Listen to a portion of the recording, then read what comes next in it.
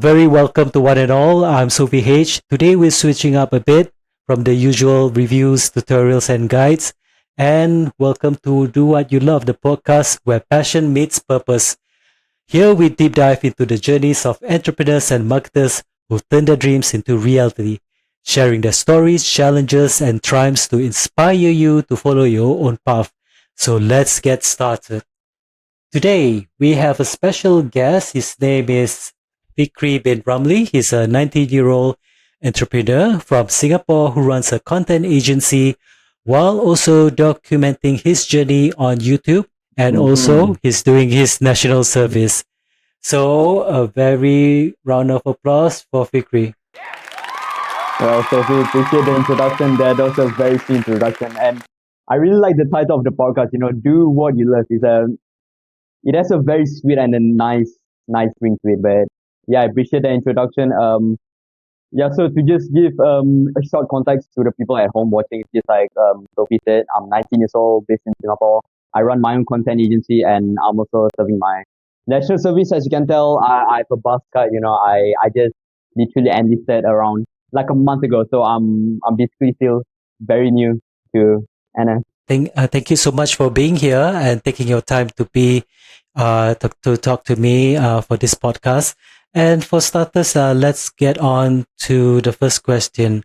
What inspired you to start a content agency at such a young age? Well, yeah. So just for starters, the to me, there's many reasons why I started entrepreneurship, but one of the main reason that I started it is because it's actually because of fear, you know, because we have this whole thing of, goal settings of people saying that, oh, I want to do this, I want to be that, and blah, blah, blah.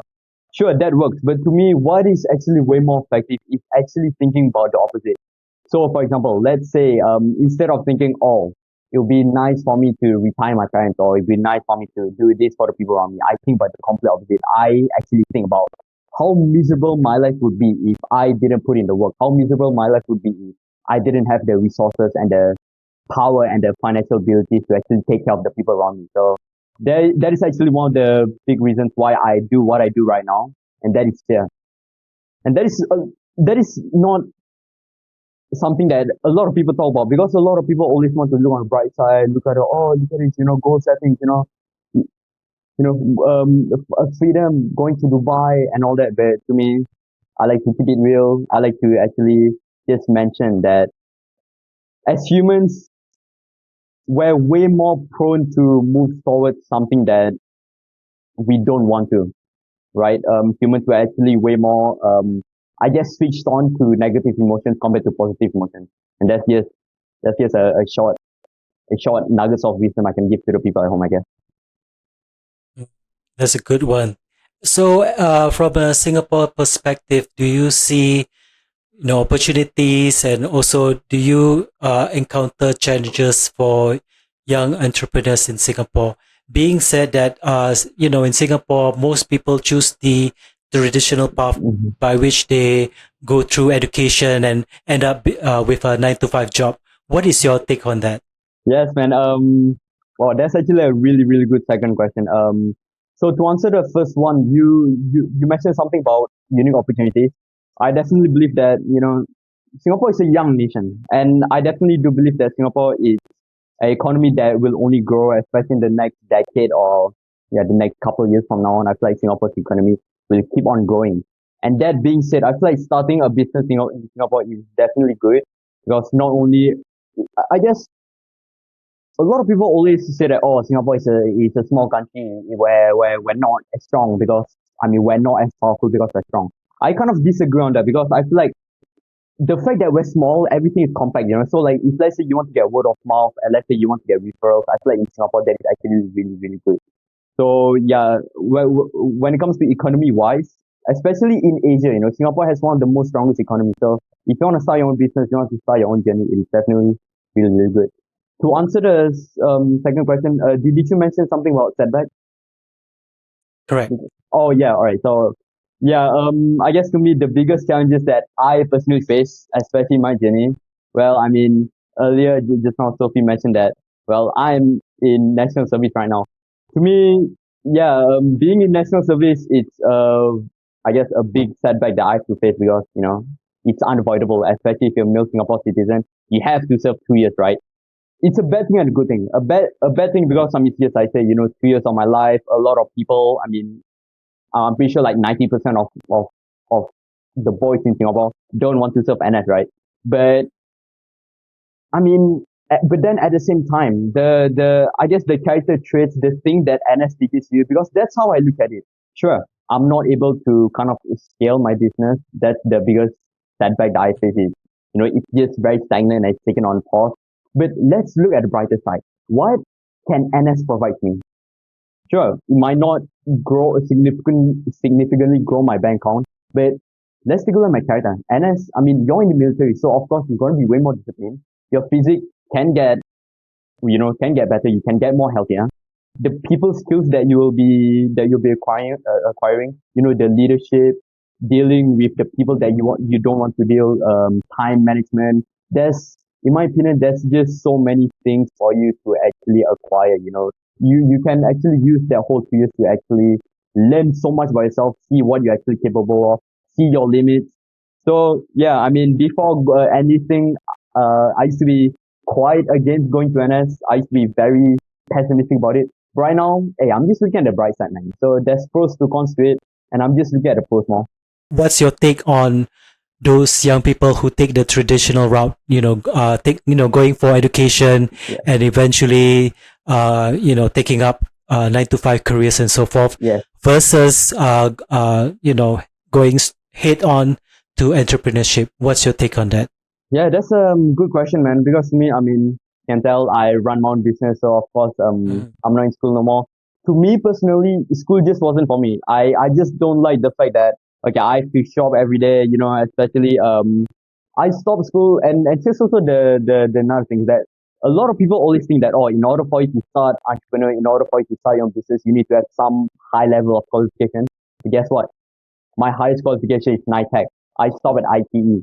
And I really want to mention this because a lot of people listening, and when people always ask me, oh, how did you get started? Like, isn't it scary? Isn't it, well, what if it doesn't work? Do you have a plan B? But to me, how I look at it is that, yeah, is there risk? Of course there is, right? There is always risk in anything that you do. But how I look at it is that what's more riskier to me is actually just going the average normal route of having a 9 to 5, right? I started also one of the reason why I started this whole thing is that I want to create a bet. I just wanted way more out of life. I don't want to be trapped in a rat race, and I just wanted to, take care of the people around me to acquire freedom, location, time freedom, financial freedom. So yeah, I guess to the people who went to the normal route, I mean, it really depends on what is it that you truly want, right? Because if let's say you genuinely want to go to university, you genuinely want to be a doctor, you genuinely want to spend 5 years of your time going to uni to get your degree, fair enough. But I guess the issue and the problem that a lot of people have is that they tend to do it because of external forces. They tend to go to school. They tend to just pursue a higher education, go to uni, because it's either because of the parents or the people around them, the conditioning of society. And to me, that is way more of a worse fate than actually starting your actually I say failing your own business because you're basically I mean you're basically a slave to other people's dreams. Because to me, the reason why I started this whole thing is that I want to create my own story. I want to be the main character of my own story. So I am writing my own destiny, right? So for the people, I guess if you genuinely want to do go to school and get your degrees and all that, you're a fan of it. If that's something that you don't want to do, I mean, I'm inspiration. I'm inspiration that I'm 19, actually managed to create some success in my business. I mean, if it wasn't for NS, I'll be making way more success. I'm just saying that I have documented my whole thing. On my YouTube, you can actually see, okay, when I was broke, when I had zero income, up to, me signing some clients, me actually working on my project, me being able to actually use the fruits of my labor to actually have fun, travel the world, blah, blah, blah. Oh, and so, all right, so just real quick, and to answer the question after that, you're asking me if I have some mentors or the people that I look up to in Singapore. Who is your role model, or mentor who have inspired you in your journey as an entrepreneur? Well, yeah. So, in general, I guess, when it comes to a general mentor that I actually really resonate with, is this guy named Charlie Morgan, who I find out on YouTube. He inspired me a lot to, when it comes to mindset and business wise, I really watch a lot of content. It's not like none of this of like, oh, like, like a Iman Ghazi of like, showing off like, oh, look at my watch collection, or look at Mm. me in Dubai and all that. His content is way more of like technical, way more of like mindset wise, and that is one thing that I actually really dive way more deep into. It's not like those like brain rot content of or really high superficial editing. Of course, I mean, don't get me wrong. Iman Ghazi is a huge inspiration. I'm not demeaning him or whatsoever, but just I just resonate a lot with this guy Charlie Morgan because his content is just way more in depth. It's easy to consume, and if any of the audience, if you're curious to actually see what I'm talking about, just go to his YouTube channel, watch some of his videos. You would actually know what I mean. This guy spits the best game I've Well, ever seen. So I definitely have to check him out also. yeah, When it comes to building a business, right? I think this is relatable to anyone out there. But what does a typical day look like for a 19-year-old, especially when you're managing a content agency and now you're doing YouTube channel and at the same time serving the national service for the country? yes, of course. Well, So yeah. So right now my day in the life is, of course, I'll be posted to my camp.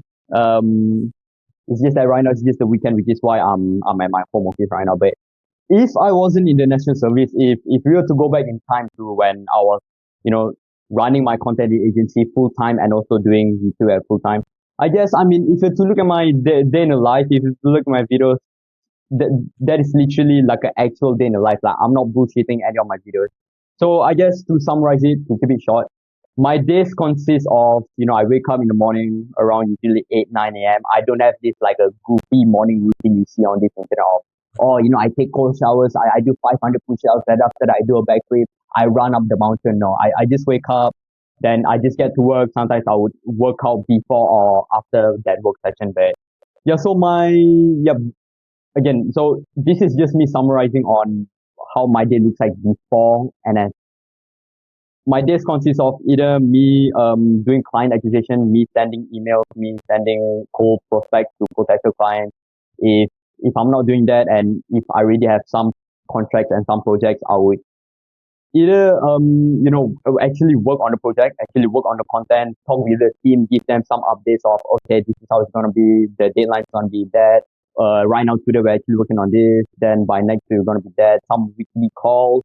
If the workload would be way too much, I would pass it to my client, no, pass it to my assistant, and then I would assist my assistant on, okay, this is the instruction, this is how you do this, get it done by this timing, blah blah blah, and yeah.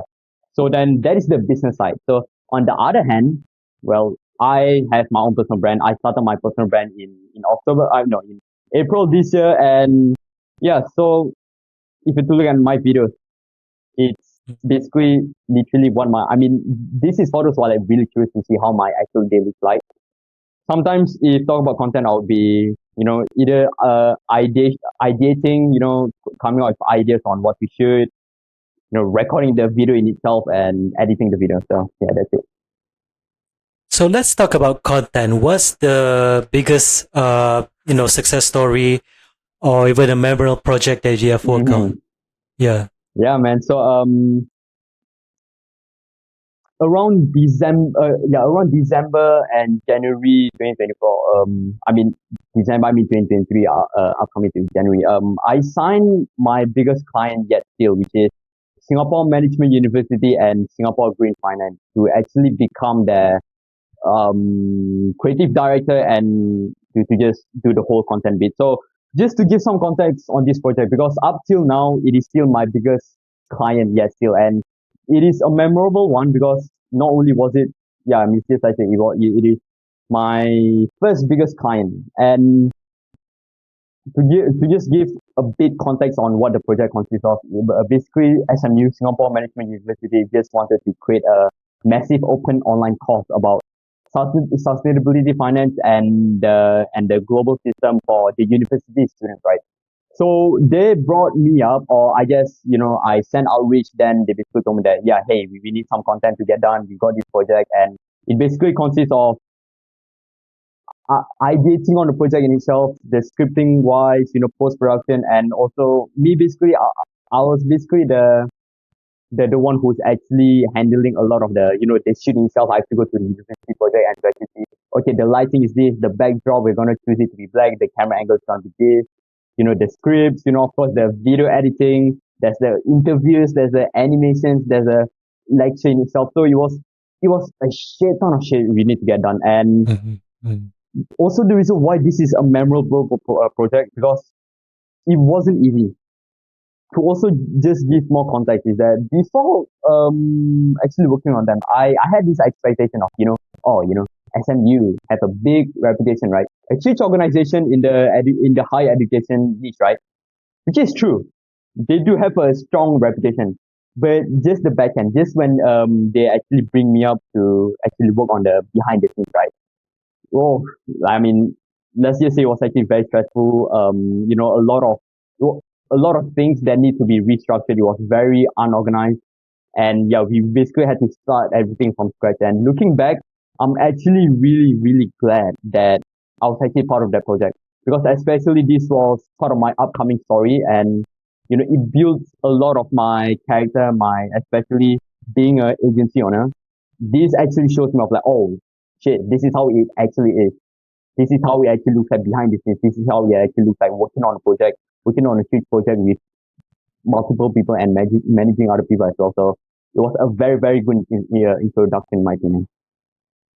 I would say this is very commendable because you have such a great array of skills. To be that showcase a lot of versatility and talent, and that's definitely take a lot of like man hours. So how do you juggle? Especially when you have to take on different roles, various roles, and how do you manage stress? That's actually a funny question, because, you know, I myself, I think about it sometimes. And if I have to look back at it, because I mean, right now, of course, I'm in the national service, so I'm not as busy as I was back then, right?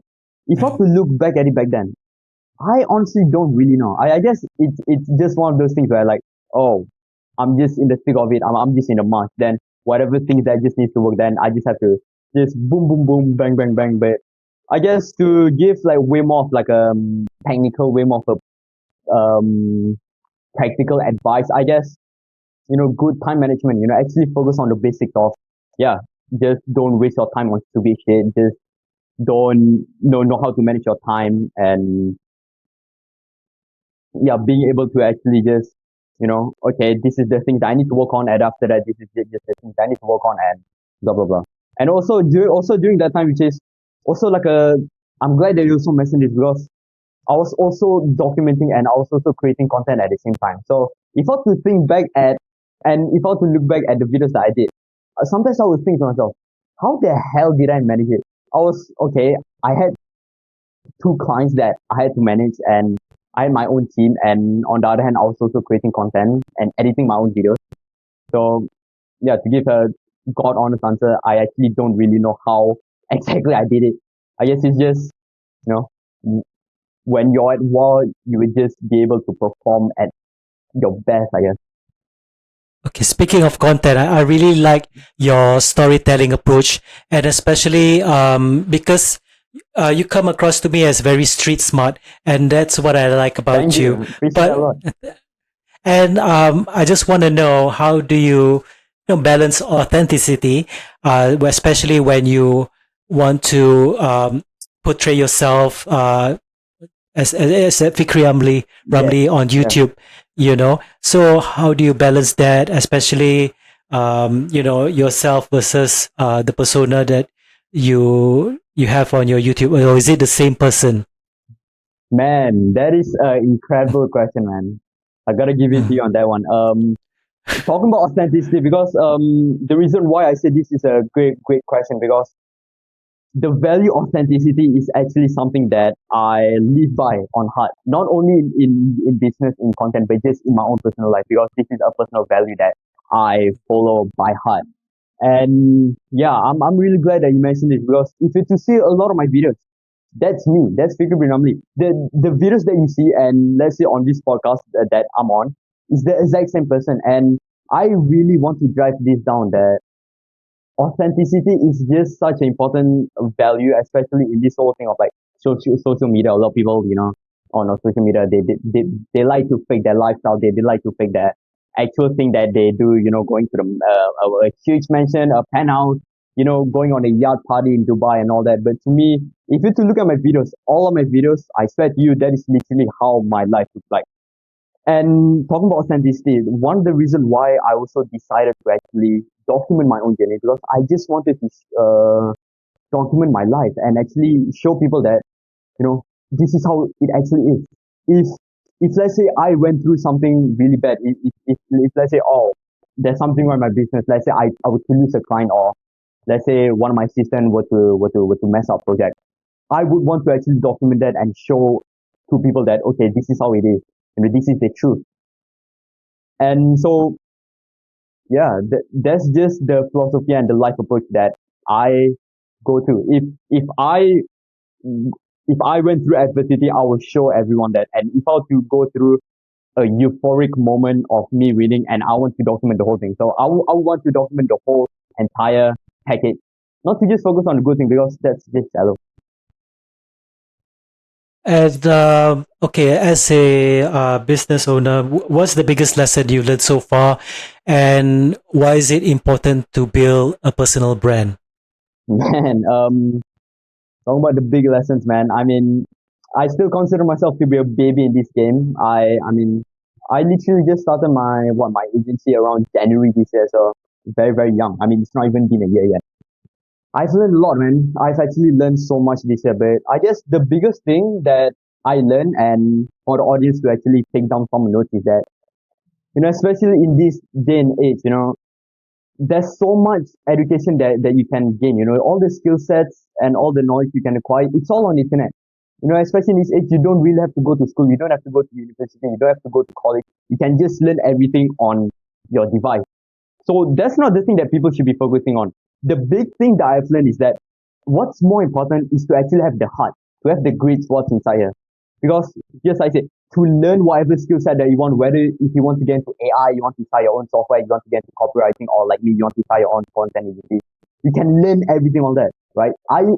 What I did in college and what I do right now has nothing related to whatever it is that I'm doing right now. So that's just to prove that knowledge and the skill set that you can gain, it's not really something that you would want to 100% focus on. You'd want to focus on the actual skill set, your characteristics and your identity. And what I mean by that is the things that people don't really teach, about, let's say, taking risks, people management, you know, looking at yourself with the truth and analyze yourself, and looking at your fears, looking at your insecurity. That's the thing that people should actually focusing on, because this type of mindset that I'm talking about, it's way more rarer than, oh, building up the physique, or learning whatever skill set that you want. You can watch as much videos as you want, like buy as much courses as you want, but nothing gives you more life experience than actually just living life, than actually just taking risks and, taking action and just living life. That is way more important, to just take action, take more risks, do more thing less, do more thing less. That's a great advice. So, do you have any last words for our audience, and perhaps also you can share about your business, and if let's say they want to get in touch to you, how to do so. Over to you, Fikri. Well, I appreciate the CT. I appreciate the call to action. Well, YouTube is where you can find me. You can just email me the description. That's my email. My everything's there. My website's there. My Instagram's there. I'm very easy to find. I'm very easy to just contact with. Doesn't matter if you message me on Instagram at Fikri bin Ramli, or my website. Just email me. You can just find me there. Final notes, I guess. Just for the people watching this at home. I guess just to follow up and the thing that I said, which is this is a very, very important thing that I want to drive out. Me talking about action, right? If you want to start everything, if you want to be the best in everything, doesn't matter if it's in business, in your life, in relationship, in your own character, in sports, even, you just gotta take actions. You just gotta take the risk, especially since, I mean, for those of you who you're young, you're 18, you're 19, 20, 21, take the risk. You know, you're young. Like that's also I feel like one of the reason that actually separates me and to the people that's around my age is that I am no different than any one of you. Though I guess the only difference is that I just wanted more out of life and I I'm just way more willing to take the risk. I don't come from any special background or any rich parents or anything. I literally built everything for my own. Take a look at my story. Take a look at my video, right? The only reason why I'm here is that because I earned this position. I am deserving of the position that I am right here because I work for it. And this is just the main thing that I really want to drive out to the audience watching this. If you want to do well in life and all that, sure. I mean, just talking about authenticity earlier, right? I don't want to lie to people. It's not going to be easy. It's hard. But that's the thing. Nothing good in life comes easy. If you want to achieve great things in life, of course you're going to go through hardships. Of course you're going to go through a lot of stress. You know, in order for you to make an omelette, you have to break some eggs. But let me tell you something. Nothing is way more fulfilling than writing your own story, being the director of your own story, and just becoming the main character in your own story. That's just the final note that I want to drive on. Thank you so much, Fikri. We really appreciate you sharing your journey and also advice on what to do for our audience who wish to take up entrepreneurship in the life journey. So again, if you want to check out his website or his work, or if you want to reach out to Fikri, do check out the links below on the description box. And that being said, thank you again for tuning in to Do What You Love. If you enjoyed this conversation, make sure to hit that subscribe button and follow both Fikri's Ralim's channel and my channel, Sophie Hamid, for more inspiring stories and actionable insights. Don't forget to give us a like, comment, and share this episode with someone who needs a dose of motivation. Till then, we'll see you again. Bye bye for now.